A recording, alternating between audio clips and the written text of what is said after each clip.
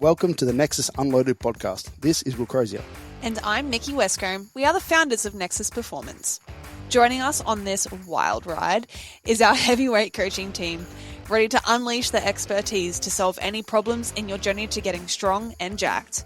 Through our real-world experience, we hope to break things down in a digestible, applicable, and entertaining way. So pump up the volume and let's get into this.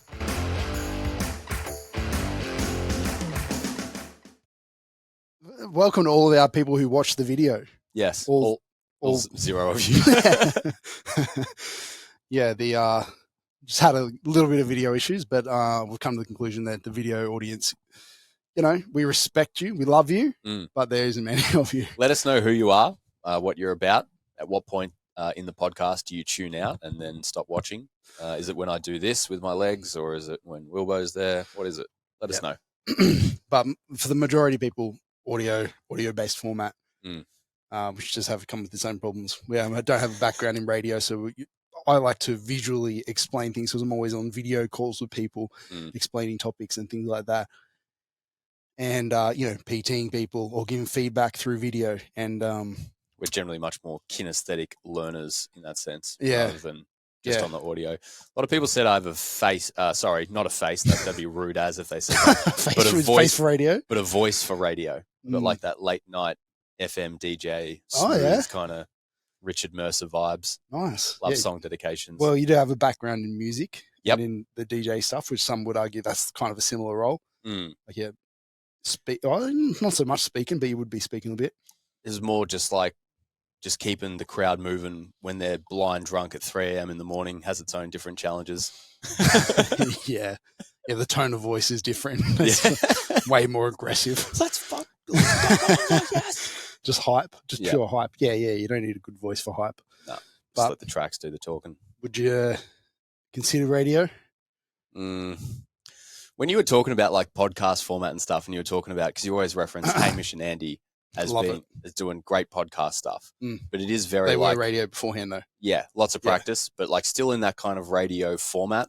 I don't know if that's something like segments and scripted stuff. I don't know if I do too well with that. Yeah, like I think that world, I would love to see the back end of it, but like I think it would be way more planned than what people think. Oh, for sure.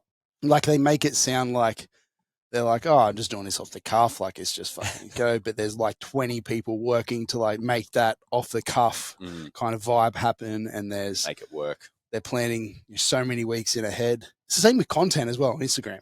Yep. Like sometimes this has happened a lot with our Nexus content, but like our content will come out and somebody else happens to have posted something even kind of half similar at a similar time or something that might be against it. And then people are like, oh, fuck, is these guys having a go at them, or are they stealing their ideas or whatever? But a lot of it's planned in advance. Like we have deadlift come up, so we're going to post a little bit more content about if we have a deadlift workshop coming up, we're going to be posting a little bit more content about deadlifting to try and help people. And that's what's on our minds currently, and that's what's coming up. Or if we have a comp coming up, if I'm doing a specific phase of training, if I'm doing a post comp training, I'm probably going to be talking about hypertrophy and movement variability and movement options and all that kind of stuff a little bit more. Well, it's all like it's floating around your brain and stuff like that, and you probably even find that from a coaching perspective that you're like, oh, I'm playing around with this kind of stuff at the moment, and then you throw it at some of your clients, and you're like, here you go, try some of the stuff that I've been playing around with, and you almost have those kind of timing biases of the stuff that you put a little bit more into and play around with it a little bit more because it's fresh in the brain. You want to think about it, you want to get it done. Yeah, but it is planned. We're never out there going like, fuck, what should I talk about? Well, let's see what everybody else is talking about and then just combat them. It's not really a winning strategy for anybody.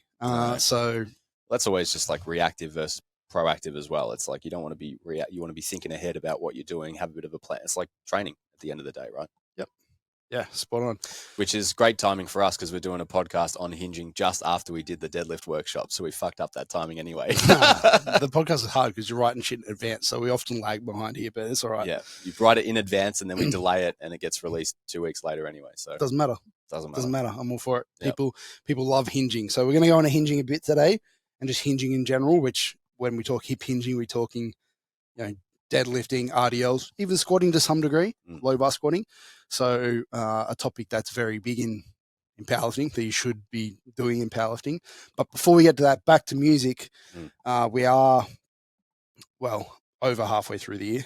We're closing out the year now. Essentially, it's a long close, but we're in the back end. We're sliding down the hill. That's the way to put it. But yeah, we're over halfway through the year, so I thought both you and I are like metalheads to some degree.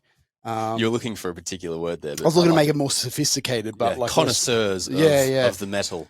Yeah, but like you have a background in music, a little like formal more than me, I guess. Like, what's your? I played in bands when I was like 15 to 17. Yeah, you actually can play instruments, whereas I just pretend. I'd never played an instrument. How dare you? I sung, and that was the extent. That's an instrument? Yeah, yep. I guess so. You treat it like an instrument. Yeah, sometimes. you fucking hope so. Well, kind of like you need to. It's integrated into the sound. It's for sure. It's just not a. It's not a. You're physical... just yelling noise over the top. It depends. Yeah, sometimes. Maybe. When I first started, for sure. Yeah. But like over time, yeah, especially going and when I did like singing lessons and vocal coaching, that's when it really started to like excel and actually be like, oh, this is how you do the stuff, rather than just yelling into a mic when I was 15. Yeah. Down at the local Bayswater rehearsing studios. So just fuck around with the boys. They record the music and then you go, hey guys, so what do you reckon about this over the top? Blah, blah. And they're like, oh yeah, it sounds good. Oh yeah, not bad. Yeah. Could you do it a little bit more like, blah, blah, blah? I'm like, oh yeah, cool. So, oh yeah, a bit lower. yeah, a bit more grit and tone to it. Yeah, no, I'm sure it's a little bit more than that. But yeah, for me, I've never played anything.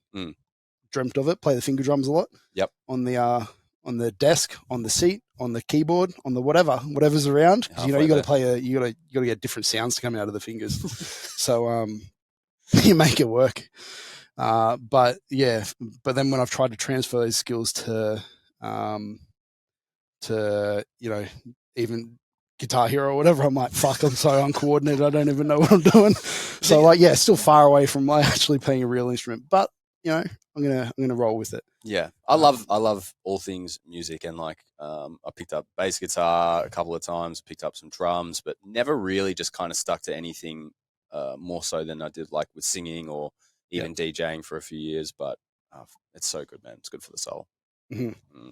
Like creative outlet for you?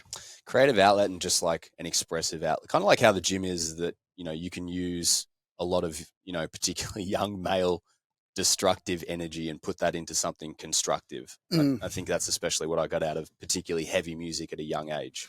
There is definitely like a creative side to training, as in like if you're doing it right, like coaching can be quite creative. Yeah.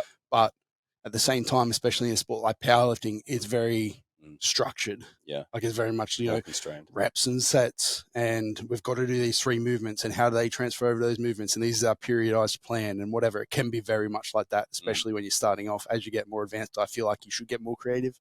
But for the most part, it's typically like you see a lot of coaches in this game who aren't the most creative people. So that gives you that other aspect to it. Yeah. I think it's important to have always some sort of creative outlet, whatever it is. And I think the more that music dropped off, the more that I put that into training and coaching.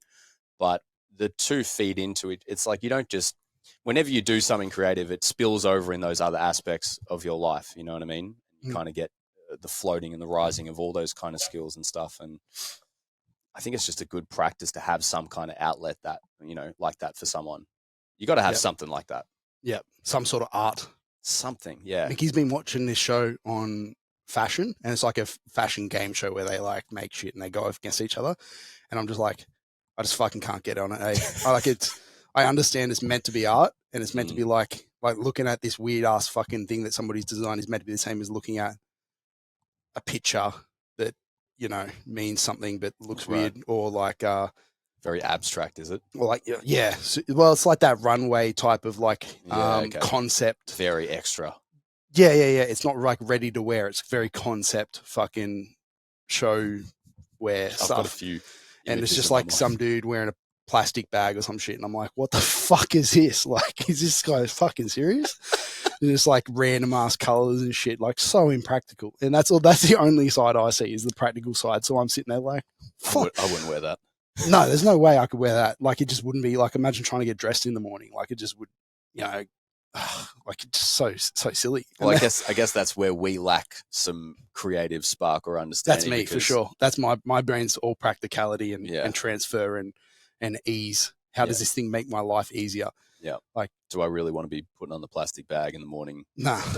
Yeah. How is this going to, like, if it rains, I guess works, but for the most part, like, for me, like, when I'm picking out clothes, it's all about heat. I'm just figuring out, like, what am I going to be the least hot in? Even t-shirts, even like the color of a t-shirt or like the thickness of the cotton of the t-shirt, like, makes a big difference under like, the Aussie sun. Yeah, fuck no. No, yeah. Well, for me, generally not handling the heat well. But anyway, fuck, we've gone off topic already.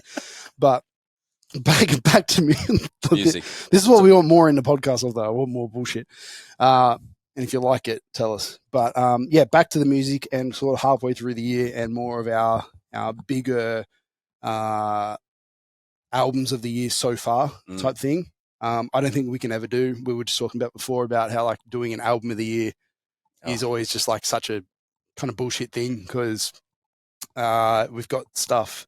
When we said metalheads, like, there's very different ends of it, and some not even really metal. Like, I don't know, like that branch is so fucking splayed. It's ridiculous. Well, that's another good thing about music these days, is it's not as confined into just category or genre, and like there are a million sub genres under one genre, and it's good to see even big bands that are getting a little bit more creative in that as well, and not just sticking to the formula. Yep. Bring Me the Horizon are a great example of that. They've gone full emo punk pop, and hey, they make some bangers, absolute bangers. They get slammed in the gym. Mm-hmm. It's definitely not the stuff that I grew up listening to for Bring Me the Horizon, bit but different. Hey, all power experimenting. To you. Yep, get out there. I've got a few bands that have brought out albums this year that maybe we can give our quick thoughts on without it lasting the whole podcast. But these aren't in order of release or literally anything, just like a few bands that have released albums. So, like, starting with something a couple bit on the more heavier ends of things. In Flames released an album which I thought was their best work in a long time. They're a kind of deathcore-y, progressive, excited death. I don't know what you want to call it, that sort of genre. And yeah, like, a lot of people have absolutely torn them to shreds because their last few albums were fucking a bit miss. Yeah. But they've I don't know, I really like this last one. I don't know how much you've listened to it, but I really liked it. Probably mostly listen to it from whenever you're slamming it in the gym, but from what I listened, it was almost like, oh, am I listening to In Flames? Like, it's almost a bit of like back to the roots a little bit. Yeah, you're not doesn't sound as familiar as it has for the past decade or something, which, again, more power to you if you're going to switch up your sound and do something a little bit different. I reckon I'm all for that. And then the other one was Currents, and they're a little bit heavier than them even again. I did enjoy probably the heaviest one on this list for me. But I don't know, I can't do proper deathcore and like the real lows that they do. Not on end. Like, I can't do it like for a lot. And just like, but this album, it was like kind of metalcore-ish and then had a little, like a couple of bits like that in it. And I was like, this is fucking sick. Some really cool riffs, really like punchy drums and stuff that really like hit me. Popped, yeah. So really liked it.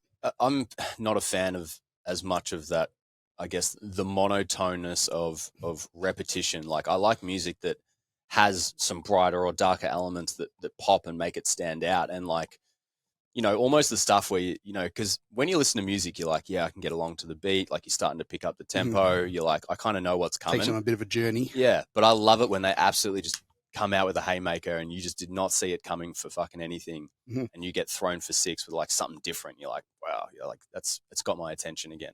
And a band that really stuck out for me that did that this year was Harken. We talked about them before.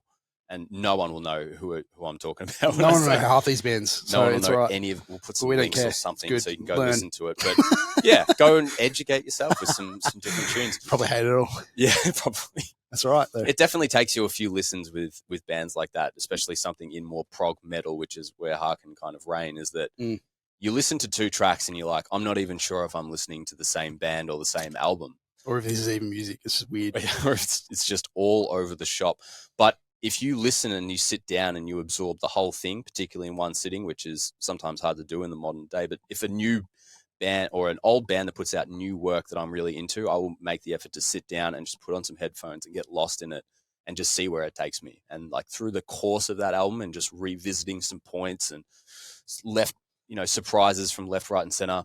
Definitely need a 5 or so run throughs though to actually even get it. I'm still listening to that and being like, oh, I didn't even like pick up on that on the first 5 listens. Get your head around it. Yeah. Like the few more of these that are a bit more, I want to say more mainstream, but it's still far from mainstream, I guess.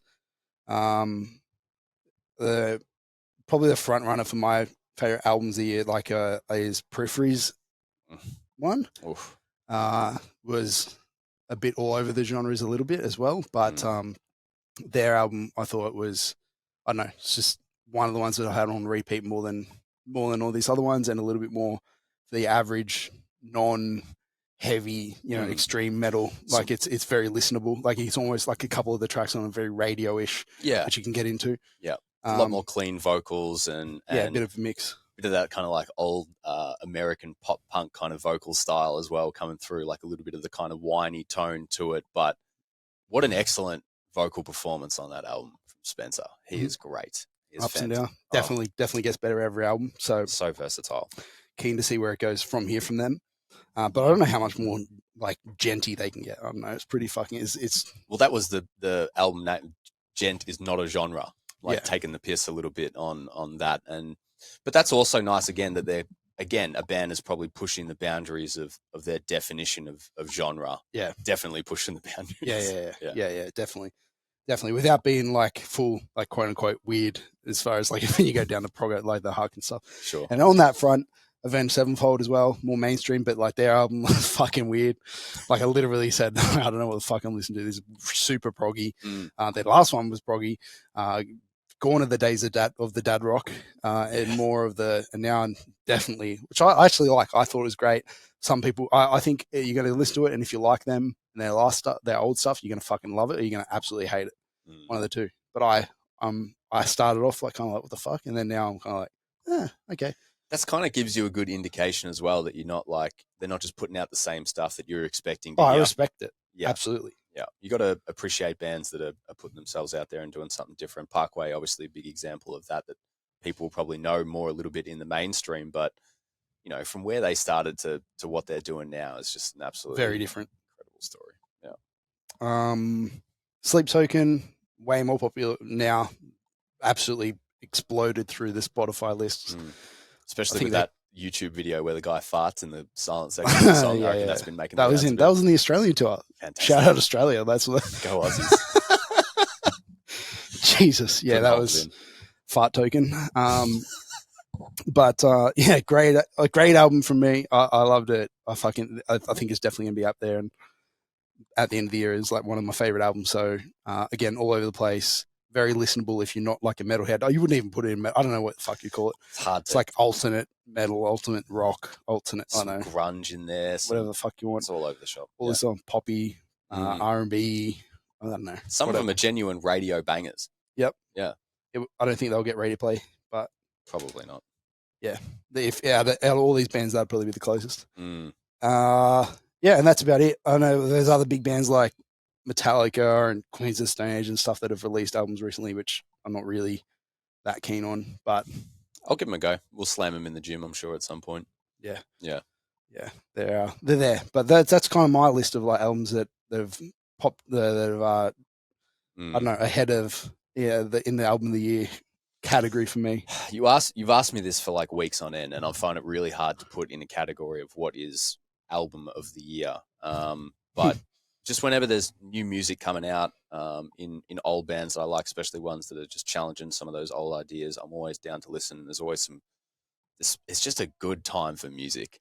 Yep. It's a really good time for music. I love it. Cool. Let's move on, because I think we'll probably lose people if this turns into a metal podcast, but we may talk some training stuff here. It's definitely we're going to keep that in. We're going to keep the music chatting. We're going to keep the metal talk in, because it's us. It's us, and it's who we are, and I think that's important to highlight in this podcast. I want to see people dropping in their favorite albums of the year can be any genre. I don't give a crap. We'll listen to them. Some can Instagram you through the Nexus .gym Instagram account. NexusPerformance.Gym. Send us the albums. We'll have a listen. Maybe we'll do a review on one. Maybe we'll just tell you, nah, that band sucks, and then fob you off. But well, every Friday I have a spreadsheet of all the albums, metal-ish albums that are coming out on each Friday, and I try to listen to as much as I can. So some of it I hate. So I'm more. If somebody actually has a suggestion, I'll listen to it for sure. Nice. Cool. But gym highlight for the week. Before we get into hinging, I was going to say, because I brought it up before. We've had Joey come into the gym, and she goes hard on the pendulum. She is a pendulum god. She goes hard on it. She was talking it up like she does 80 for reps, 80 kilograms on the pendulum, which is no joke. If you've used the Atlantis pendulum, you know that shit is hard. It's heavy. Any pendulum's hard. Any pendulum is hard, but this one in particular as well with 80 kilos on it is just absolutely impressive. So I saw her downstairs yesterday talking some shit with Honza, and he was like, nah, like he's shaking his head. He's going, nah, I got to beat that. So he threw 100 on the pendulum, 5 biggies. I think he did 6, maybe 8 reps. Jeez, it was hard to watch, but my knees hurt just watching that set as a bystander. Yeah. The thing about her Joey's, they're great depth, great control. Yes. Good reps that if I was coaching her, would go like, yep, awesome, like progress. Yeah. I don't know about Honza's, because Honza sounds like it was more of an ego chow. And he abused that machine, and that's what happened. Yeah. Yeah. It's one of those ones where it's like, you see someone else do it on Instagram and you're like, fuck you, I'll do that. And then you do it and you beat it once, but like it literally does not, it hinders training, if anything. Like he fell out of the machine, and I didn't see him do a set for at least 10 to 20 minutes after. Yeah, good. Good. Yeah, that's a full ego chow. Like that's not progression. That is just throwing it all. But it's, at the same time, sometimes it's just all in good fun, and I think that's training has to be enjoyable. Training has to, the mental side. Yeah, it's not all about progression. You got to have a bit of competition in the space as well, and we know that Honza loves a challenge. Does love a challenge. Drinking challenge, any challenge. Any challenge.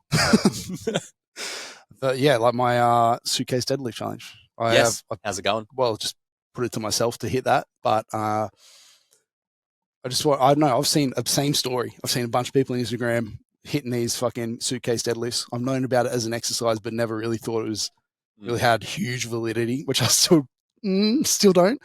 Yeah, you can see some application, but it is definitely limited. And then whenever you see it on Instagram, if you just search like suitcase deadlift, it's always a kettlebell suitcase deadlift or a fucking, some guy with a 20 kilo. I'm like, I don't know. It's fucking, anyone can do that. Boring. Right? Max it out. Yeah, absolutely. Absolutely. I want to load up a barbell. I want to see how heavy I can go on it. I really wanted to, I don't know, my initial goal with it, I thought 200 was a pretty good goal. I'm still semi-confident in that. But last week I hit 3x3 at 150 kilos on each side, on one side, but doing both sides. Yes. And the strength curve is much more aggressive than I thought. As in, like when I started, I'm like, oh, it's just like doing a deadlift, but with one hand. And it wasn't really heavy enough to yank me to one side that much.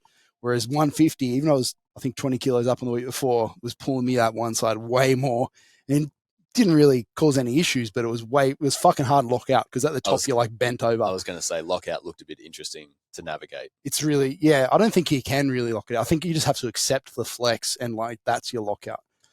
Like at the end of the day, especially like if you're weighing less than the bar, which you're going to when you start loading 150 plus and whatnot, that it's like you're not just going to be able to have a clean finished position holding weight in one side of your body. It's going to drag you out and twist the hips a little bit. And so I guess it depends on your definition of like what a lockout is and how hard the judges would be on me. But since I'm my own judge, I make the rules. So. Don't tell Paul Cole to rate you on that one. He won't give it to you. He won't give it to you. Yeah.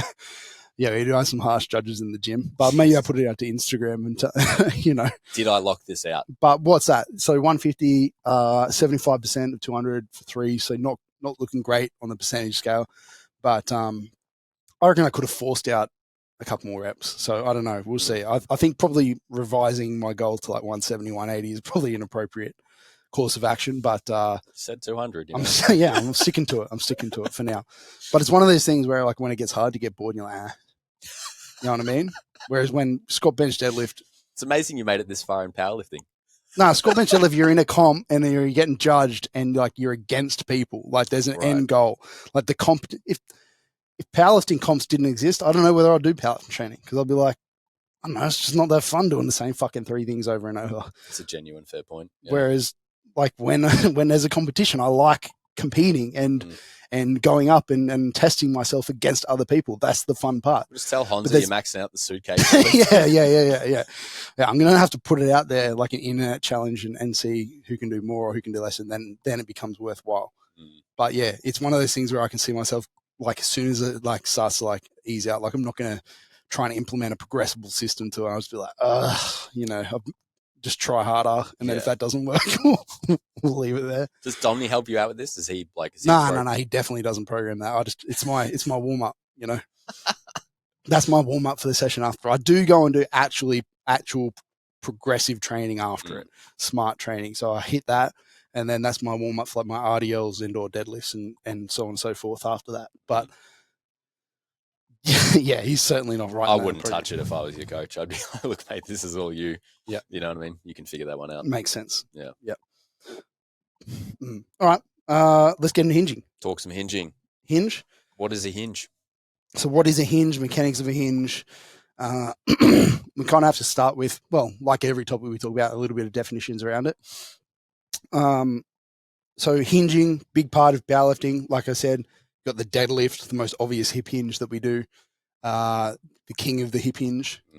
And then we've got, it's not a pure hip hinge. You've got like you're pushing from the ground. There's knee extension and stuff happening, and it's not quite the same. It's designed to lift the most amount of weight, but it is still in that category, most people would say. Yeah. When we do our squats, we put the bar low on our back, so it limits our depth and it provides constraints that allows us to lift more load to competition standards. Yep. If the standards were harder and we had to get deeper and things like that, I think maybe it wouldn't be as viable an option. But anyway, we'll probably fuck around and find another way to cheat as best we can. That's what the sport's about. 100%. But it is a pretty hingy movement because the lower you put that bar on your back, the more hingy it's going to be essentially. So in order to powerlift effectively, you want to have a half decent hinge pattern, hinge mechanic behind you. Yep. So the easiest way to define a hinge to me would be the movement of your pelvis. Put it simply. Yep. You can get pretty deep into biomechanics here and talk about nutation and counter nutation and all this different stuff and how the hips actually move through a hinge and through a squat. But in its simplest terms, for this podcast and for who we're talking to, I think it makes most sense to go, hey, in a hinge, your hips are moving like horizontally, like back and forth. Like when I'm doing an RDL, which is more of a pure hinge to a degree. It's more of a hinge anyway. I'm cueing people, hey, push your ass back towards the wall behind you and then push your hips forward when you're coming up. Even though the bars are moving up and down because gravity goes up and down, obviously. Our hip mechanics, we're moving it back and forth in space, and that's how I teach people to do the hinge. Whereas if I'm doing a squat, it's the opposite to that. Vertical I'm trying to teach people to go straight down. up and down. So like on the squattiest of squats, on like a heel elevated goblet squat type thing, it's fucking pretty much vertical. Elevator style. Not very strong. No. But it's a full vertical thing. And then obviously the more we go towards the low bar squat, the stronger, the more load you can lift, but the more like kind of half hingy, half squatty type weird pattern it is. Yeah. Well, you imagine there you're just kind of getting the best of both worlds now, using a little bit more of squat and hinge to elicit the most weight shifted from that position. Yeah, exactly. So like what benefits in your mind does having a good hinge? Like when somebody has a really bad hinge, what symptoms are they coming to you with? Like what are they usually whinging about? It's usually back. It's usually like you think about pushing the hips back and kind of loading through that movement. You see, like, well, that's what you're meant to do. That's what you're meant to do. Like there's kind of two ways that you can do it though. In some sense, you can actually hinge and utilize your hips, or you can just bend over. you know, and Yeah. you see a lot of people doing that when they're first trying to learn the movement or don't understand kind of what's going on with their hips or how to load them correctly, that they end up just kind of bending over the top of yourself, you know, and dumping a lot of load into the back, right? So, you know, particularly with beginners and stuff like that, and just trying to get them to figure out what the actual movement is, that'll probably be the first thing that you see them do. And most people will probably complain of lower back tightness or pumps or stuff like that as they're trying to go through Lower those back's movements. getting worked. Yeah. Yeah. Which it should be anyway, but not as the prime Absolutely. mover. It's going to be coming in. Of course. But if it's your limiting factor, Not ideal. we want ideally your hamstrings, your glutes, adductors, kind of those hip extensor groups to be doing the bulk, the majority of the work. And when we're trying to grow any muscle group, we're trying to make that the limiting factor. So when we push to failure, it's because my hamstrings or whatever are giving out, not my lower back. Yeah. So when you do it right, that should be what it is. So typically people that can hinge well have big glutes, big hammies, big bunda, big all that posterior. Other things that you hear about is just like hip flexor kind of pain and or pinchy tightness type stuff. You'll see that in people that can't hinge super well. So I feel like you're getting some issues if that sounds familiar for you, like maybe looking at your hinge pattern and control your pelvis through that, it's probably a good idea. Hip flexor tightness, limited. If you've been to the physio and they're going to call, you have limited internal rotation, bit of a hard one. I don't want to harp on about this because it is, it's hard to tell people what the answer is because everybody's going to have limited, and you need fuck all range of motion through all of your joints for powerlifting. In fact, if you have a lot of range of motion through all your joints, you're probably not going to be that strong because you have like lots of options. And I've said powerlifters are the best at not moving is kind of the sport. Like we're the best at like moving just enough, but like no more. Yeah. Constraints on where the squat goes to and just trying to create as much efficiency as possible, which is not always great from a movement perspective. We're a freight train. We're just fucking just straight forward on the tracks. Yeah. Not a chance in hell of turning. Yeah. Brakes, why do you need them? What for? Just straightforward. Yeah. And not really fast either. Just fucking slow, but like a lot of torque behind it. Yeah. Just grinding the tracks. Yeah. Probably a lot of metal on metal joints as well. This is us trying to recreate a lot of inflammation. Trying to recreate the Zach analogies, but hopefully making a little bit more sense than maybe. And then the athletes would be the zippy little car that can turn corners really well and you know do lots of different things, but not particularly slow, strong, and massive big squats and deadlifts like us. And just keep turning the wheel. Yeah. Not that great for powerlifting. No. So we're usually locked up, and if you're going to have where I was going with that was if you go into a physio and they say you've got limited hip internal rotation, you're probably going to be limited to some degree because you're a powerlifter, and that's why I didn't want to like highlight it too much. Yep. But if it's like severely limited, like it's to the point where it's like impacting and you can't hinge properly, you could probably need to look at your hinge pattern, regressing that pattern down a little bit, and actually like learning to do it better. Get the dowel out. So that's actually something we want to go. So we're going to go into our favorite hinge and hinge variations, and maybe a little bit of even hinge rehab. I don't know, but like start like where you start potentially. Just learning how to do it. If you've got issues like this, if you've got hamstring tendinopathies or real bad hip flex tightness or real bad low back or whatever, like where can you kind of start with it?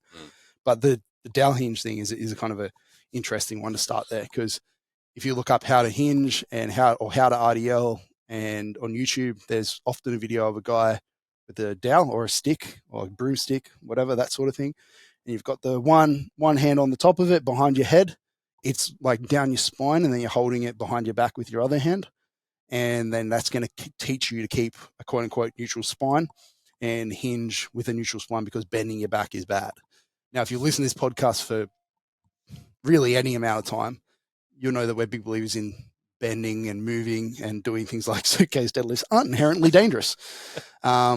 They can be done in a smart way, and it's more like the progression and just rushing into things and fucking doing things in a bad loading strategy is typically the thing that brings on overuse or big acute injuries as well. But the Dowel hinge is kind of not my favorite way to teach somebody how to hinge, because it's teaching you to try and be like perfectly flat, which your spine is not. Your spine is bent. It has natural curves in it.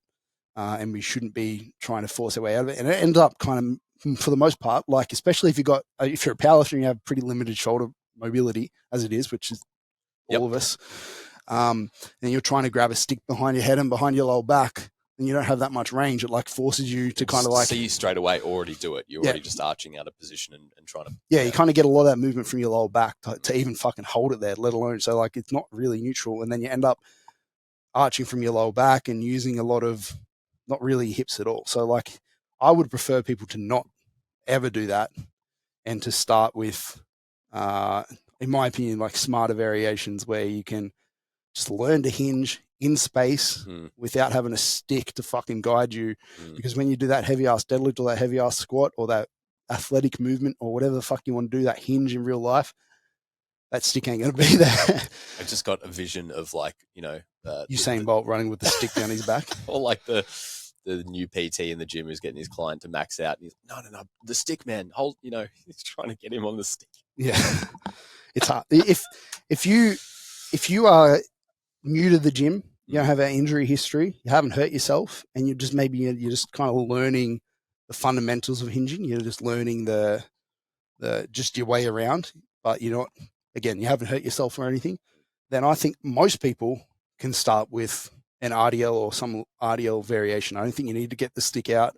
I don't think you need to regress it further. I just think that starting with an RDL, whether it be using dumbbells to load, whether it be like a split stance or kickstand or whatever you want to call that, B stance, whether it be just bilateral, whether it be barbell, dumbbell, trap bar, et cetera, I don't think it really matters too much. I think it's more opportunistic based on what you have.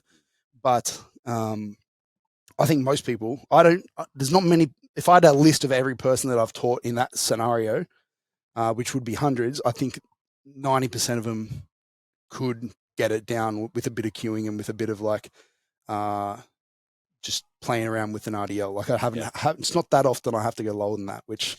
Yeah. And sometimes you might, and like, you've got someone who is just completely new to the gym and has never done this stuff before and just even has general day-to-day struggles moving as it is, you know. I'd start them on the Dowel, but in the RDL position, you know what I mean? And just cool, it's unweighted. We've got something there for a bit of kinesthetic cueing and just kind of guiding the path. Go down to the bottom, take your time, tempo it down, pause at the bottom, feel the hemis. Yeah, do you feel this? What do you, try and get a little bit more cues that make sense for your client so they can kind of click and connect with it. Because you see it. Or for yourself. You see it when you have a client or even with yourself when you kind of first get the hinge and you can see like the light bulb kind of go off in their brain a little bit. And it doesn't take you long to get there, but you do need a little bit of coaching and patience to go through it, because some people just naturally, especially if you don't cue them, you're like, bend over. What do most people do? Bend over, touch their toes, bend their back. It's like, okay, now do it a little bit like this and do a little bit like that. And that's where a lot of my hinging assessments went out the window, when I could just skip that process and just be like, hey, do it like this. And you know what I mean? Get the result a little bit quicker. How would you teach somebody that like they did that you said, hey, do an RDL remedy deadlift with this empty bar, and it was just a little bit, I don't know, just not sequenced right or not technical? Like, do you have certain cues? Because I can think of a couple of things that I say regularly. I think it's like it's also just like, okay, how did the person navigate that first movement? Where did they go wrong? And then just maybe breaking it down into a little bit of steps. Start with the hip, push that back. Maybe the bar or the dowel or whatever kind of guides along the shave the thighs sort of thing, and push back to the wall, give them some other kind of external cue to work with. I find when it was always a lot of internal cues with those new type of people that would kind of just go in one ear and out the other. But when what's an internal, like what something like example? Like push your hips back, feel your hamstrings. Some people don't even know what the fuck that is. They're like, oh, this muscle, but actually using something like, you have a stick in your hands, you have the wall behind you, and you're guiding them to feel certain positions with certain external things going on around them, just made it click a lot quicker, a lot easier. Yeah, for me, it was kind of like just thinking of common things that I say. It's hard because like I deal these days with people who are a little bit more aware, so they know that stuff. Yeah, it is a bit hard. You should know that stuff, but just literally putting your hands in your hip crease in the front and thinking push that back, like literally push it into there and get your hips moving, your butt moving towards the wall behind you, but actually giving yourself a physical thing. This is going to be really hard to explain through audio, but like putting your finger and thumb, one on the top of your thigh, one on your lower belly, either side of that hip crease, and going like, I want you to bring those 2 points together. So for the video crew, all 2 of you, like trying to like let that come forwards, because it's like it's a forward bend, but also hip back type motion. So another big one, just like keeping a slight knee bend, or like, but not like as you progressively sit back or whatever way you cued it, like not bending the knees progressively more and more, because we're trying to stretch it. We're trying to stretch those muscles at the hip end and keep the other end relatively static. Whereas if you're bending both, it kind of just turns into a squat, or it turns into a, like the hips, as we said, want to move back and forth, not up and down.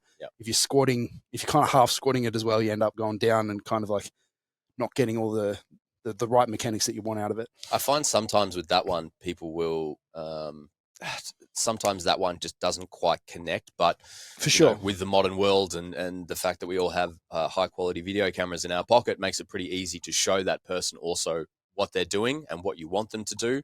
And I think for particularly a lot of people that lack some of that body awareness, just having the visual of going, oh, I can see what I'm doing. Oh, this is what you want me to do. It just kind of connects the dots a little bit quicker as well. When I'm giving feedback online, all my clients are online these days, but like I'll be on the Loom video, like on my fucking chair, trying to get in my webcam, like trying to demonstrate it. So like, yeah, a lot of my stuff is demos.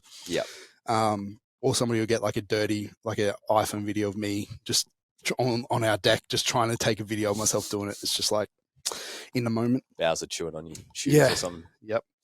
The next one here, I guess, would be like another big one. People talk about good morning. I'm not, I honestly don't program that much. It's essentially an RDL in terms of like pure theory, like kind of like what you're trying to do with your hips and everything, and bending forward and blah, blah, blah, doing that hinge pattern. But the bar's on your back, like a squat, rather than in your hands, which does make that lever a little bit longer. It makes it a little bit more low backy, but which is normal. That's the fucking part of it. It's completely should be part of it. But I find that because you're putting something usually on your back and you're bending forward, like you have the tendency to flare up and arch a little bit more. Which if your goal was hypertrophy, like your hamstrings, maybe not the end of the world. Who cares? Those things will grow. Some would argue would grow better, but I don't teach anybody, whether it's an RDL or a good morning, to extend like that, because I think it's a pretty average habit to get into when it comes to squatting and deadlifting and all like athletic activities or like whatever you want to do. Like it's not a good habit unless your pure goal is just to get fucking jacked hamstrings, which in that case, literally nothing matters. Like none of this shit matters. You just need to get stimulus to the muscle. So bodybuilding a little bit to the side, I think is a bad habit. I've played around a bit with good mornings, probably not as, I haven't put as much volume and time into it as I have something like the RDL, but even just as well from a variation perspective of something different. And maybe if you do, you tend to be a little bit more rounded in the upper back and you're a little bit more flexy boys, that, hey, maybe a bit of extension stuff isn't the worst thing for you as well. We've talked a lot about using variations to kind of get some qualities from other patterns and stuff. So, it's all application based, but from a learning perspective, you probably wouldn't start with a good morning. Yeah, no, there is one though, I can think of, and it's not even really a good morning. It kind of is, whatever. But like if people have a very archy, bad kind of hinge pattern where they just arch their back and they, their knees just straighten instantly, or they have a lot of knee movement throughout it. Like a seated good morning can be useful to step back to that. So like obviously when you're seated on a chair and you're isolating the lower body, like your knees are bent, like they're set at that bend. So like you can't do fuck all with them. So like it teaches you to get the movement at that end, and also because you are isolating, there's less things to think about. It's easier to like think about like what is my upper body doing, what is my spine and rib cage and all those things doing. So now I can like load it and kind of stay that and teach somebody to go through that. It's not super loadable, It is to some degree, but like it's not something that I would stick on for a long time, but it can be a super valuable teaching tool. Yeah. It's important to have a few, it's not even like, you could talk about it from a regression standpoint, but just having other options that can get the job done, or at least provide some context to the person who's doing it. So, that, oh yeah, I kind of get what you mean. And maybe now we can put that into a bigger, broader, more global movement and get a better result. My goal would be to progress it. Like I would love to get you standing from that at some point. For sure. But it's more joints to control. It's a harder movement, more shit going on. So like when just in general with exercise, like if somebody's struggling with something, if you can take a couple of joints out and take less thinking out of it, and so they can just do the top half or whatever. Well, especially with, someone who's, as opposed to the rigid hardcore train pounding down the track, someone who's in that car that's a little bit more maneuverable, they've already got a few more things right off the bat that they need to, think about and balance and coordinate. Whereas if you can break it down and make it a bit more simple for them, you're probably going to get a better result quicker. Yeah. Yeah. Back extension, as far as like a hypertrophy, more output focused hinge. Fantastic exercise. In a way. Definitely my favorite in that category. So if you think about it, like again, your knees, your feet, your hips are all kind of locked and you're just moving your upper body. But it's because of that, because it is externally stabilized by the machine. If you can find a way to load it, which is often the difficult part with them because they're too low a lot of the time, you can really try and get to failure. Whereas you can do that on an RDL, but fuck, how many times have you seen somebody like take an RDL to failure? Really, even if you tell them to. And you're taking a good 10 minutes after that just to recover, say a few It's just not. Shout out to Brendan Kempter, he's the only guy I've ever seen like take an RDL like to fucking failure. Yeah. Like I've seen him, like not technical failure either, like proper failure, because his technique's on point. But I've seen him like get the shakes kind of halfway up because his hamstrings are like giving out. You know what I mean? Not many people can do that. Yeah. So a 45-degree hyper loaded with either dumbbells, with a bar, in a Zercher position, in whatever the fuck way you can. I love because it's going to, especially if you are loading it in your hands and not on your back. Yep. It teaches you to kind of just keep the upper body static and just like have the hinge muscles do their job. Yep. Focus on pushing my hips into it. I don't know. It's kind of like you could use it as a regression as well, like an easier like teaching tool as well if you wanted to. Sure. We've actually had like we just put one of my semi-private clients back on the 45. We had it initially in our program when she first started, but she was also like, I don't squat or deadlift. So we had to kind of learn and navigate that process a little bit for hinging with RDLs and stuff like that. But the 45 there was just still a disconnect there. But we've done a few mesos now of RDLs, and we jumped back on that thing last night and she figured it out, in a couple of minutes rather than like it took us half a session last time. We didn't quite get the result we wanted. So we went to something else that got the result better, quicker, more efficiently, taught her some context and some movement then she can apply then to this machine and now get a better result with that as well. If you can just if you want big glutes, big hammies, other than like hemi curls or whatever, like that's my go-to. Like if I was just a bodybuilder straight up, like I'd just be fucking on that thing. 45s, absolutely repping them out, killing it. It's like Pete Rubish days. Yeah, it's just pretty much like a pretty disadvantaged RDL, really, at the end of it, isn't it? Like obviously the angle throws you out more, but you can really load the crap out of that thing and get a good result. Yeah, and again, it's one of those exercises which people probably, I was about to say like the suitcase, not really, like the suitcase if you're like me. But one of the people like will go way too light on, as in like how there's just like a category of exercises where it's just like it's fucking hard regardless. Yep. Like I think it almost comes into that, as in like when you do it, you do have like 10 kilos of hair and you're like, fuck, this is hard. Your hamstrings probably sore because it's a pretty like lengthened position that you're training a lot of the time. But you do it and it's fucking hard. But then the next week you're like double that weight and you're like, it's still kind of. It's hard still, but it's like doable. You could do it. Yeah. And then the next week it's like you do more and it's like, fuck, you end up using like 10 times the weight you initially used and it's still. I got challenged with that when I first came here because I was one of I'd more load it, in the top position or something, and you've obviously got a longer lever. But when I saw particularly, I think it was Mickey rocked up and she did like 30s on that thing with like 30 per hand. And I was like, fuck, I'm going to have to step it up. And I gave it a crack and I could do it. Like I was actually surprised that Like it was hard and it sucked, Yeah, but as long as you can do it. standardize your range and you standardize how you're loading it, then you can like progress it, but still keep the same technique, the same range, all that stuff. Then fucking go for it. Yeah. I think just you'll be surprised. Load it up. Same with RDLs. Actually, well, to a degree, this is almost every exercise really, if you think about it. But like, RDLs, I used to like stay around the 180 mark because I thought like there's not many people that are doing that in the gym, and I was like, that's pretty good. It's pretty hard. How much do you do now for RDLs? Well, these days, it's still a lot more, but like, there was a phase a couple of years back when we were training the garage where, there was a dude on Instagram who was like a sports coach, and he's more like, he does basketball and stuff like that, jump coach.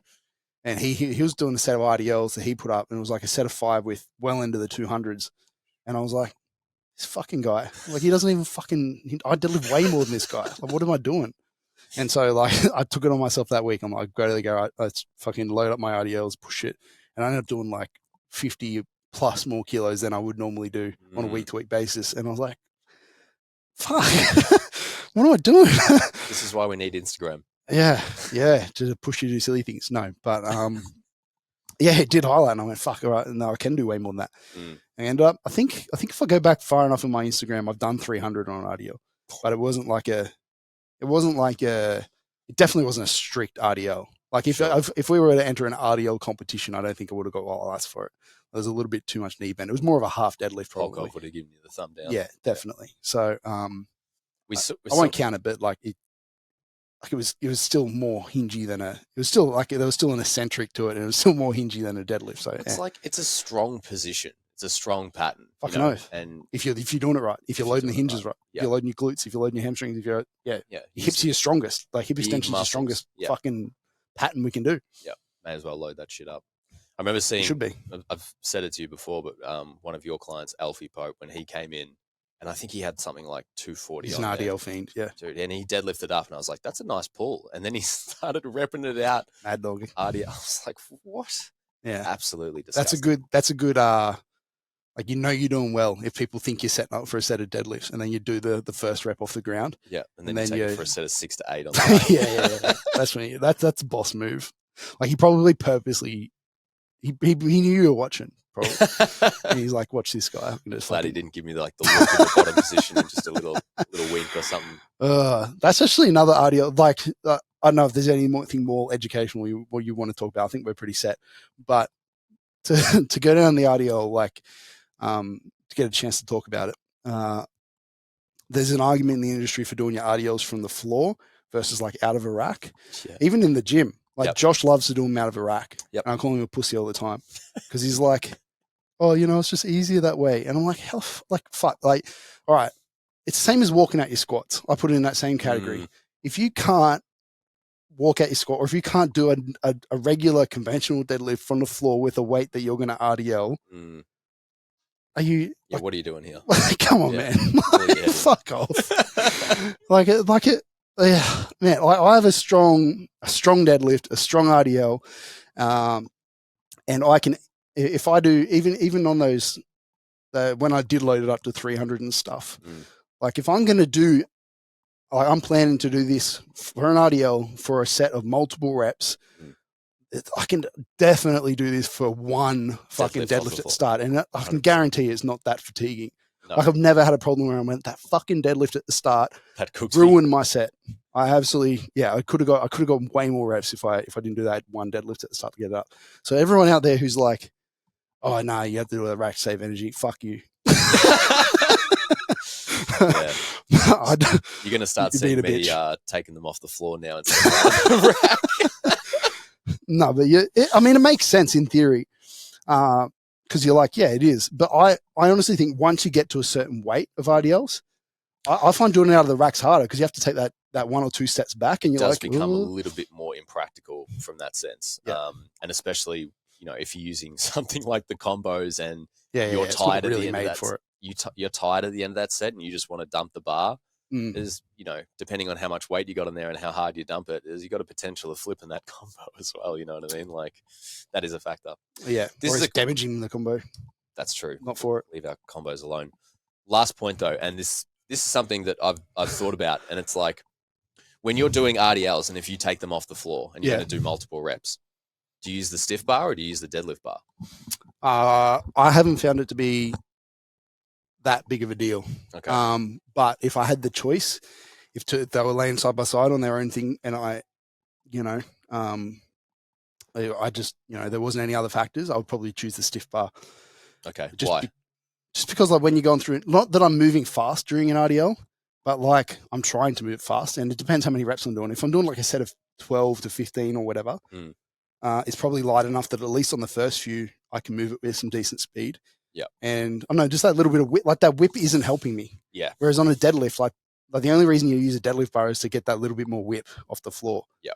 And like that's not really advantageous at all during an RDL. So I'd rather just use the stiff bar. That was my theory with it as well. And I was just kind of like, because I'd always see people still like Alfie or Josh or someone take. I don't think it really matters, but yeah. Yeah. I just find it a little bit of like, especially when you start seeing those loads being shifted and you're getting a little bit of bounce, a little bit of whip. It's like, yeah, cool. Is that necessary? Or are you just better off using the stiff bar where it's a bit more rigid in that position and you get a better result? But at the end of the day, we're just splitting hairs talking shit. Yeah, I have done both to fairly high weights, and it's not really a huge limiting factor. But like I said, in a world where there was absolutely no other factors and there were two bars sitting next to each other loaded to the same weight, no other factors in my decision, I would choose a stiff bar. There you go. I'm going to put it to the people. You're going to see it on Instagram today, me calling out, are you using the stiff bar or are you using the deadlift bar for your RDLs? Yeah. See what the people say. I think people go in their head, the logic is like deadlifts, like RDL is kind of like a deadlift variant, so I'm going to use a deadlift bar. Get that specificity. Yeah, yeah, just ultra specific. Yeah, but at the end of the day, probably doesn't matter. No. Preference. Yeah. Okay. Use the stiff bar. Shut up. And deadlift from the floor, you pussy. Get it out of the rack. All right. We'll catch you guys later. We'll leave it there. Red hot. Thank you for listening to the Nexus Unloaded podcast. Be sure to jump on our website to find details on everything mentioned in the podcast today, plus information on our coaching, mentoring, and gyms based in the Gold Coast and Townsville. Make sure you follow us on our Instagram for any updates on what we are currently doing, and we'll see you all in the next episode.